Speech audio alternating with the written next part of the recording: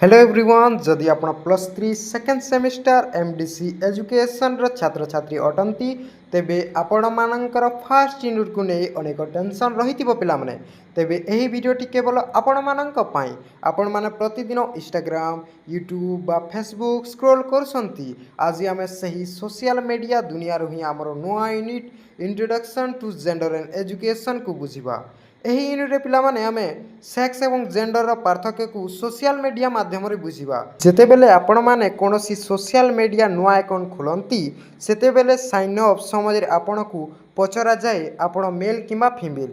ଏହା ହେଉଛି ଆପଣଙ୍କର ସେକ୍ସ ଯାହା ବାୟୋଲୋଜିକାଲ ଅଟେ ଏବଂ ଜେଣ୍ଡର ସାମାଜିକ ଲିଙ୍ଗ।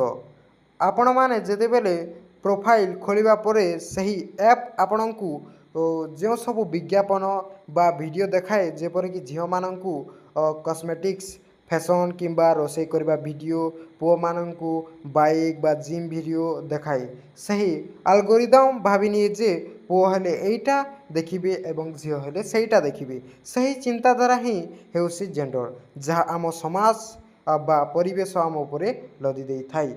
तेबे पिला माने आज आमे आम एमडीसी एजुकेशन र सबुठार गरमागरम टॉपिक जेंडर एंड एजुकेशन को एपरी मजादार ढंग से पोस्टमार्टम करवा। सो बिना कौन विलंब ले स्टार्ट द क्लास। तो पिला माने आमे डेफिनेशन ऑफ जेंडर जेनटा कि लिंगर तीन संज्ञा रही सही संज्ञा गुड़िक आज आम यही क्लास रे पढ़िमा। फास्ट अच्छे सामाजिक संज्ञा सोशियोलॉजिकल डेफिनेशन यार उत्स होसी WHO जेनटा कि वर्ल्ड हेल्थ ऑर्गेनाइजेशन क्वेश्चन यार अनुसार समाज आमको कहे जे तुम्हें पुओस तुम्हें बाहर काम करब तुम्हें झील तुम्हें घरे काम करब प्रकृति आमको पुरुष बा नारीर शरीर देसे किंतु आमे केन काम करमा केनटा नहीं करूँ सेटा समाज ठीक करिछि यह प्राकृतिक नुहे यह समाज द्वारा गढ़ा। तारपर आमे जिमा सेकेंड डेफिनेशन निकी जेनटा साइकोलॉजिकल डेफिनेशन मनस्तात्विक संज्ञा यार उत्स होसी एपीए होसी अमेरिकन साइकोलॉजी एसोसिएशन इटा कहसी जे बाहर दुनिया बा समाज आपण को कौन भावुसी ताहा मैटर नहीं करे आपण निजे निज मन भितर काଣା अनुभव करसन सेटा मैटर करसी समाज तो कुकुर बिले माकड़ भी भाई पारबा किंतु तमे निजर मन भितर काଣା अनुभव करसो सेटा मैटर करसी। जड़े मनुष्य निज भितर निजको पुरुष भाई पारे महिला भाई पारे उभय भाई पारे किंबा कहीं नुहे बोली मध्य भाई पारे यह संपूर्ण भाई आपणक मनर भावना एवं आत्मपरिचय इंटरनल आइडेंटिटी अटे।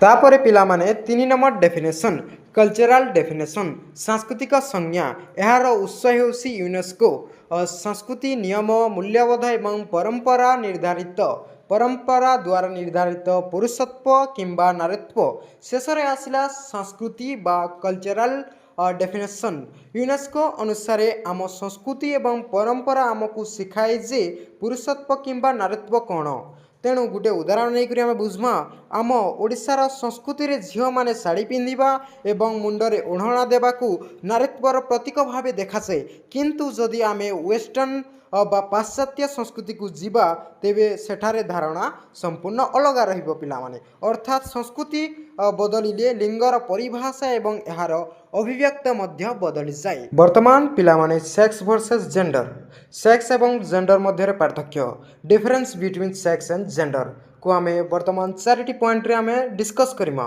फर्स्ट पॉइंट डिटरमिनेशन निर्णय आधार सेक्स यह जन्मरू आमर जैविक कारण बा डीएनए एवं प्रकृति द्वारा निर्धारित होता है। जेंडर यह आम समाज नियम आमर संस्कृति एवं व्यक्तिर निजस्व भावना बा परिचय द्वारा निर्धारित। तो पिला माने सेक्स आमको प्रकृति दे थाए किंतु जेंडर आमको समाज दे थाए। सेकेंड पॉइंट श्रेणीभुक्त कैटेगरी देखमा सेक्स एथिरे साधारणतः 2टी श्रेणी थांती गोटे है पुरुष एवं अन्यटी है महिला मेल फीमेल उभय थांती केतेक क्षेत्र रे यह इंटरसेक्स मध्य होता है। जेंडर एथिरे पुरुष एवं महिलांक सहित संपूर्ण LGBTQ+ समुदाय मध्य अंतर्भुक्त हुअंती। तो पिला माने सेक्स केवल शारीरिक गठन को देखे किंतु जेंडर मनुष्यर परिचय एवं भावना को जगह दी थाए। तारपर पिला माने 3 नंबर पॉइंट परिवर्तनशीलता चेंजिबिलिटी सेक्स यह जन्मरू स्थिर थाए जदिओ आजिकाली सर्जरी मेडिकल ଦ୍ୱାରା ଏହାକୁ ବଦଳାଯାଇ ପାରୁଛି ଜେଣ୍ଡର। ଏହା ସମ୍ପୂର୍ଣ୍ଣ ପରିବର୍ତ୍ତନଶୀଳ ସମୟ ସହିତ ବ୍ୟକ୍ତିର ଚିନ୍ତାଧାରା ଏବଂ ନିଜର ଭାବନା ଅନୁସାରେ ଏହା ବଦଳିପାରେ।